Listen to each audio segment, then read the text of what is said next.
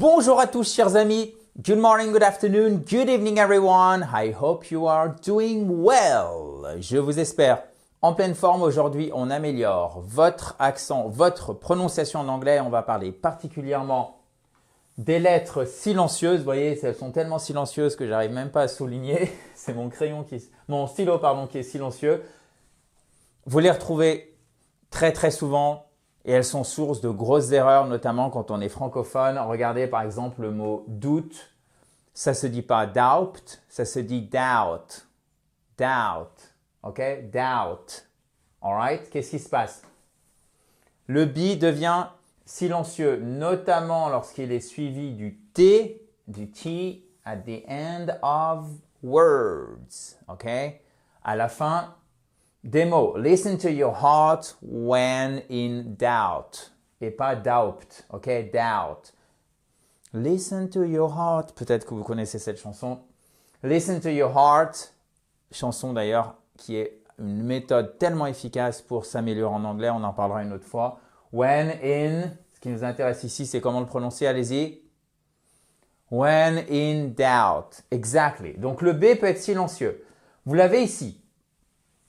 Soyons subtils, c'est le cas de le dire, et on va dire subtle. Okay? The subtle differences can be important. Vous voyez ici, vous avez une apostrophe qui signifie que nous avons un accent tonique. Là, vous avez votre phonétique sur la deuxième syllabe. Important, important. Okay? The subtle differences can be important. Differences, accent tonique sur la première syllabe. Le B de agneau ne se prononce pas. Lamb. For example, we are having lamb for dinner. We are having lamb for dinner. Nous mangeons de l'agneau pour le dîner. Continuons dans la joie et la bonne humeur. Une autre lettre après le B qui peut être silencieuse, c'est le G, notamment lorsqu'on a le N juste avant, à la fin et au début des mots. Par exemple, le mot gnome. Alors vous allez me dire, c'est pas le plus courant. On va avoir des mots courants, des mots un peu moins courants. Ça se dit gnome et pas gnome, surtout pas. Gnome. The garden gnome looked funny. Ça, je suis sûr que ça vous est déjà arrivé de voir des nains de jardin et de vous dire, celui-ci, tiens, il a une drôle de tête quand même. Il avait l'air drôle. The garden gnome looked funny. Please sign here. Vous voyez, en fait, c'est pas sign, sign, signer. Mais comme ça ressemble au français, c'est peut-être plus intuitif pour nous, ok? Donc, sign, le G est silent, silencieux. Je vais y arriver. Foreign, foreign, foreign. Attention, c'est pas foreign ou foreign, non. Foreign, étranger. She loves learning foreign languages, all right? Elle adore apprendre des langues étrangères. Et language, ce n'est pas un langage, c'est une langue en anglais. Et le langage en anglais, ça se dit aussi language. Donc, faites bien attention, on a deux mots en français, un seul en anglais. Le H, alors celui-ci, c'est sans doute l'exemple le plus connu parmi les lettres silencieuses et notamment pour our. Les H se prononcent en anglais. Par exemple, hi. Hi. O, d'accord? O écrit comme ceci. Hi. Hi. Alright? On fait le H. OK, hi. Sauf que pour certains mots en anglais, notamment our, on ne le prononce pas. I'll meet you in 1 hour et pas in 1 hour, surtout pas. On en a un autre qui est heir, qui est l'héritier, où ce n'est pas prononcé. Et encore un autre qui est très connu, c'est honest. It is important, vous vous souvenez, important, accent tonique sur la deuxième syllabe. To be honest, ok? It is important to be honest. Easy. So, souvenez-vous de ces deux-là. Our honest, on ne prononce pas le H. Celui-ci, il est un peu moins courant, heir, l'héritier. The heir is young. L'héritier est jeune. Ensuite, le K, lettre silencieuse. Mais avant, regardez les exemples, je suis sûr que vous les connaissez d'ailleurs. Avant, je voulais vous dire que tout ce que vous voyez ici, vous pouvez bien évidemment le récupérer et faire aussi le quiz d'application. You can take the quiz. Il suffit de cliquer sur le i qui est juste ici en haut à droite. Si vous êtes sur mobile ou sur tablette, vous ne voyez pas le i en haut à droite. Dans ce cas, vous avez bien évidemment le lien dans la description juste en dessous.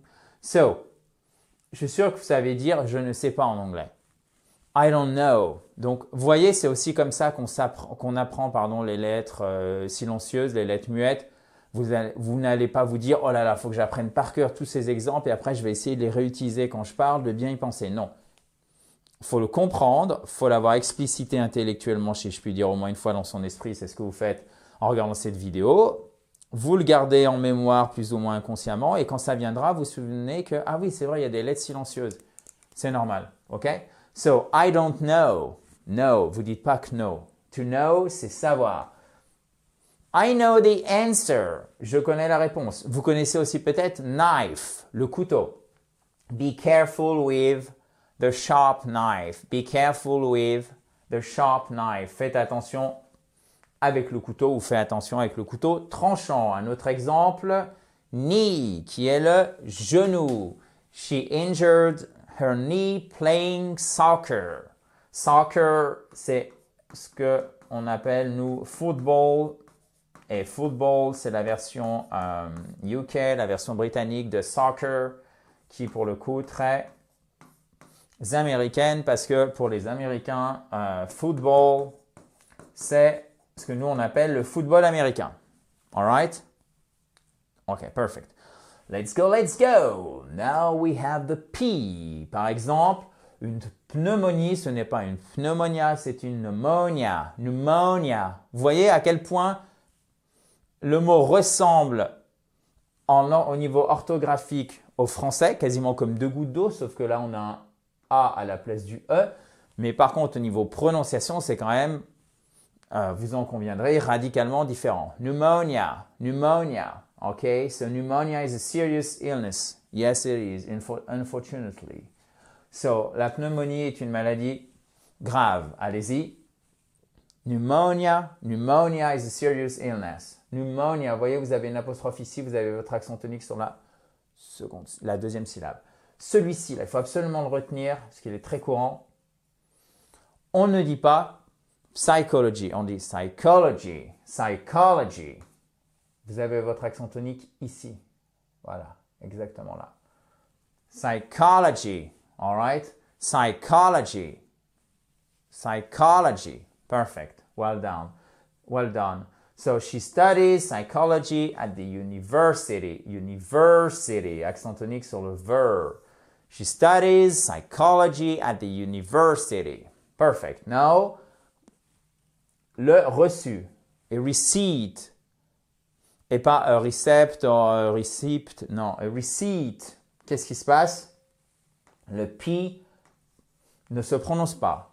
So we have, for example, keep the receipt for your records. Keep the receipt for your records. Records, c'est vos dossiers, littéralement vos enregistrements. Attention, vous avez l'accent tonique sur la première syllabe. Quand c'est le verbe enregistrer, là, ça change, ça devient to record. Donc là, votre accent tonique, non seulement il change de syllabe, mais en plus la prononciation du E, on passe d'un E à un I court, ok? Record, ok? To record. A record, un enregistrement, enregistré. Receipt, psychology, pneumonia. What do we have? We have knee, no, knife, honest, air. What else? Gnome, sign, foreign, and then hour. Exactly. Celui-ci, allez-y. Doubt, subtle, doubt, subtle, lamb. Perfect. We are having lamb for dinner. All right. Si vous avez des questions, chers amis, là, c'était court comme cours, si je puis dire. That was a short lesson, but a good one, I hope. C'était une courte leçon, mais une leçon qui était intéressante, qui était bonne littéralement, je l'espère. Si vous avez le moindre commentaire, vous n'hésitez surtout pas à le mettre juste en dessous. Si vous voulez la prononciation d'un mot, c'est très simple. Vous pouvez aller sur le Cambridge Dictionary, il y en a plein d'autres, mais celui-ci, il est top. Et à chaque fois, vous avez la prononciation en anglais américain et en anglais britannique. Et comme ça, vous pouvez vérifier par rapport à votre enregistrement en haute voix ou tout simplement en regardant la vidéo. Voilà, chers amis, c'est tout pour aujourd'hui. Je vous dis à très vite. In a joyful atmosphere, dans la joie et la bonne humeur. Have a nice day. Bye bye.